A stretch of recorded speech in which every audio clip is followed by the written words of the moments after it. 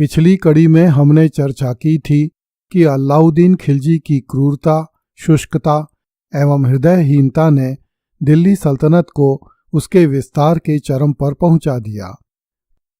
इस कड़ी में हम दिल्ली सल्तनत के सुल्तानों में अलाउद्दीन खिलजी की स्थिति की चर्चा करेंगे।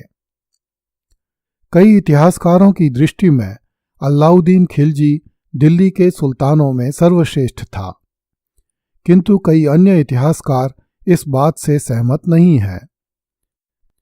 वी.ए. स्मिथ ने उसके शासन को सर्वथा गौरवहीन बताते हुए लिखा है कि वह वास्तव में बड़ा ही बर्बर तथा क्रूर शासक था और न्याय का बहुत कम ध्यान रखता था। इसके विपरीत एल्फिंस्टन के विचार में अलाउद्दीन का शासन बड़ा ही गौरवपूर्ण था। जो विद्वान अलाउद्दीन को दिल्ली सल्तनत का सर्वश्रेष्ठ सुल्तान मानते हैं, उनका मानना है कि अलाउद्दीन एक वीर सैनिक तथा कुशल सेना नायक था। वह महत्वाकांक्षी, साहसी, दृढ़ प्रतिज्ञ तथा प्रतिभावान शासक था। दिल्ली के सुल्तानों में कोई भी ऐसा नहीं है जो सैनिक दृष्टिकोण से उसकी समता कर सके। सुल्तान में ऐसे गुण थे कि जो भी लोग उसकी अधीनता में कार्य करते थे वे उसके अनुगामी हो जाते थे और सदैव सुल्तान के हित साधन में संलग्न रहते थे। यद्यपि अलाउद्दीन के पूर्ववर्ती तुर्क सुल्तानों ने भी भारत विजय का कार्य किया था, परंतु संपूर्ण भारत में तुर्क साम्राज्य का वास्तविक संस्थापक अलाउद्दीन खिलजी ही था। उसने अपनी महत्वाकांक्षाओं से प्रेरित होकर साम्राज्यवादी नीति का अनुसरण किया और एक अत्यंत विशाल साम्राज्य की स्थापना की। साम्राज्य संस्थापक के रूप में अलाउद्दीन ने 3 बड़े कार्य किए थे। पहला कार्य उत्तर भारत के राजपूत राज्यों पर विजय, जिससे अब तक के सुल्तान बचते रहे थे। दूसरा कार्य था दक्षिण भारत की विजय, जिसे करने की हिम्मत किसी अन्य सुल्तान की नहीं हुई थी। और तीसरा कार्य था पश्चिमोत्तर सीमा की सुरक्षा की समुचित व्यवस्था करना। अलाउद्दीन के केवल ये 3 कार्य ही उसे दिल्ली के सुल्तानों में सर्वश्रेष्ठ स्थान प्रदान करने के लिए पर्याप्त हैं। अलाउद्दीन ने लगभग 20 वर्ष तक अत्यंत सफलतापूर्वक शासन किया था। उसके संपूर्ण शासनकाल में शांति तथा सुव्यवस्था स्थापित रही। राज्य में चोरी, डकैती तथा लूटमार नहीं होती थी। उसका दंड विधान इतना कठोर था कि लोगों को अपराध करने तथा झगड़ा करने का साहस नहीं होता था। अलाउद्दीन में उच्च कोटि की मौलिकता थी। उसके पूर्ववर्ती सुल्तानों ने जो संस्थाएं स्थापित की थीं, अलाउद्दीन उनसे संतुष्ट नहीं रहा और उसने उनमें कई बड़े परिवर्तन किए। उसने अपने उद्देश्यों की पूर्ति के लिए स्थायी सेना की व्यवस्था, भूमि संबंधी नियमों का निर्माण, बाजारों का प्रबंधन आदि ऐसे कार्य किए जो उससे पहले दिल्ली सल्तनत के किसी और सुल्तान ने नहीं किए थे। इन इतिहासकारों की दृष्टि में अलाउद्दीन खिलजी दिल्ली का प्रथम सुल्तान था जिसने संपूर्ण उत्तरी भारत तथा दक्षिण पर सत्ता स्थापित करके देश की राजनीतिक एकता स्थापित की। उसने प्रांतीय शासन को मजबूती से केंद्रीय शासन के अनुशासन तथा नियंत्रण में लाकर शासन में एक रूपता स्थापित की। सुल्तान इल्तुतमिश ने मुल्ला मौलवियों को राज्य कार्य में हस्तक्षेप करने की छूट दी थी, जबकि रजिया ने मुल्ला मौलवियों को मुंह नहीं लगाया। बलबन ने मुल्ला मौलवियों को सिर पर तो बैठाया, किंतु उन्हें राजनीति में हस्तक्षेप नहीं करने दिया। मुल्ला मौलवियों के मामले में अलाउद्दीन ने बलबन की नीति का अनुसरण किया। अलाउद्दीन की शासन व्यवस्था का महत्व इस बात से प्रकट होता है कि शेर शाह सूरी तथा अकबर ने भी अपनी शासन व्यवस्था में अलाउद्दीन द्वारा प्रतिपादित सिद्धांतों का समावेश किया।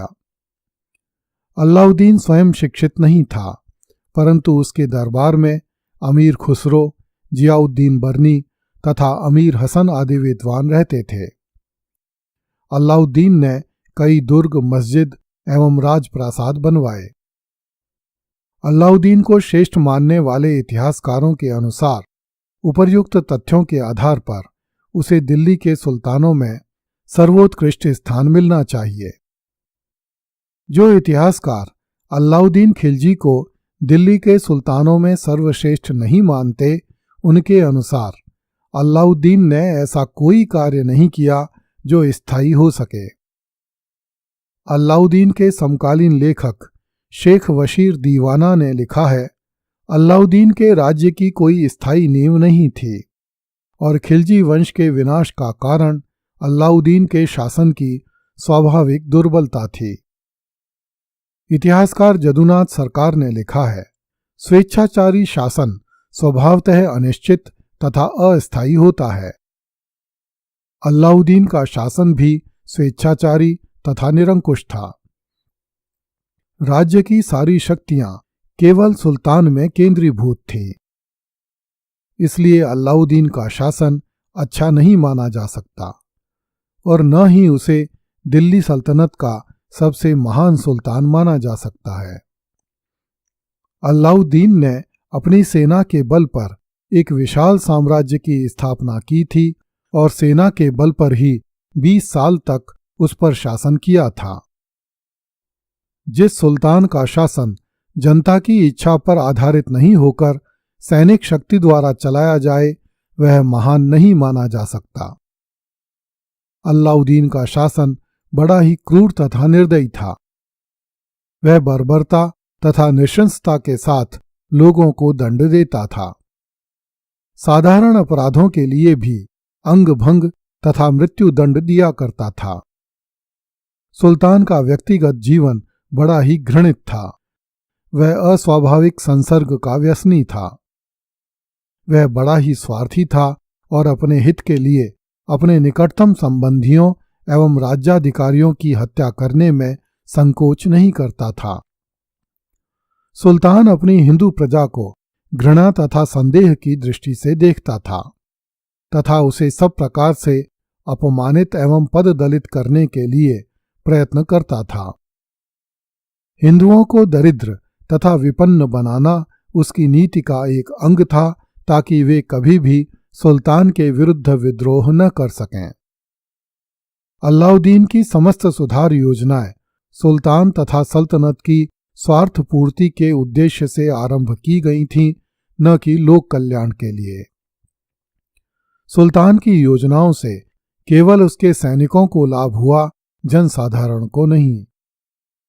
उसकी सारी योजनाएं युद्धकालीन थीं, जो शांतिकालीन शासन के लिए अनुपयुक्त थीं। अलाउद्दीन ने ऐसे युग में शासन किया था जब केंद्रीभूत शासन की आवश्यकता थी, परंतु केंद्रीभूत शासन की भी कुछ सीमाएं होती हैं। अलाउद्दीन इन सीमाओं का उल्लंघन कर गया। उसने केवल थोड़े से व्यक्तियों की सहायता से शासन किया, इसलिए उसका शासन लोकप्रिय नहीं बन सका। और जब इन सहायकों की मृत्यु हो गई, तब उसके साम्राज्य का भी पतन हो गया। इन इतिहासकारों के अनुसार अलाउद्दीन में साहित्य तथा कला के संवर्धन की प्रवृत्ति नहीं थी। उसका सारा ध्यान सेना को प्रबल बनाने तथा हिंदू राज्यों को जीतने की ओर रहा। इसलिए सांस्कृतिक दृष्टि से अलाउद्दीन का शासन गौरवहीन था। अलाउद्दीन अपने अमीरों को नीचा दिखाने के लिए प्रायः निम्न वर्ग के अयोग्य लोगों को प्रोत्साहन देकर उन्हें उच्च पद दिया करता था, जो साम्राज्य के लिए बड़ा घातक सिद्ध हुआ।